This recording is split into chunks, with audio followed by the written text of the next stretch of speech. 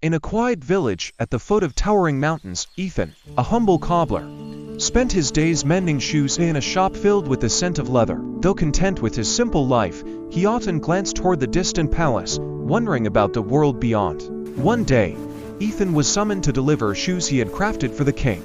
Entering the palace courtyard, with its marble fountains and blooming gardens, he marveled at the opulence. His awe turned to clumsiness, and he bumped into a young woman, sending the shoes tumbling from his arms. "I'm so sorry," Ethan stammered. A warm laugh made him look up. The woman before him had golden hair shimmering in the sunlight and emerald eyes that sparkled with kindness. She wore a gown of intricate embroidery and moved with grace. She was Princess Elena. "It's all right," she said gently. "Are they the shoes my father ordered? They're lovely." From that moment, a bond formed. Over the weeks, Elena began sneaking out of the palace, dressed in simple clothes, to visit Ethan's shop. They shared stories, dreams, but their happiness was short-lived. One day, the king announced Elena's engagement to a neighboring prince as part of a political alliance. Devastated, she rushed to Ethan's shop, her eyes brimming with tears. Ethan took her hands. "Then we'll leave tonight." As the moon rose, they fled into the forest. The path was treacherous, lit by silvery moonlight filtering through the trees. Elena's gown caught on branches, but Ethan steadied her as they pressed on. Behind them, the king's guards shouted, their torches flickering in the distance. The pair hid behind a massive tree, holding their breath as the guards passed.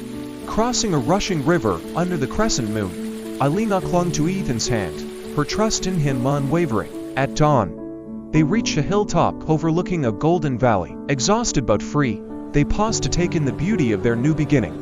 In a bustling market far from the palace, Ethan and Elena blended into the crowd.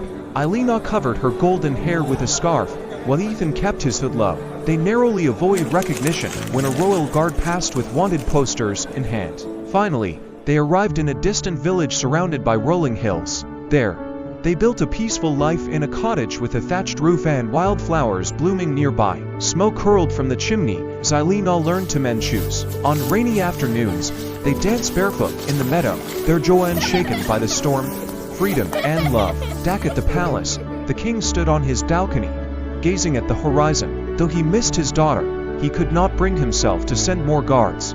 He knew she had chosen love and freedom over duty and silently wished her happiness. Meanwhile, Ethan and Elena stood hand in hand in a sunlit field of wildflowers.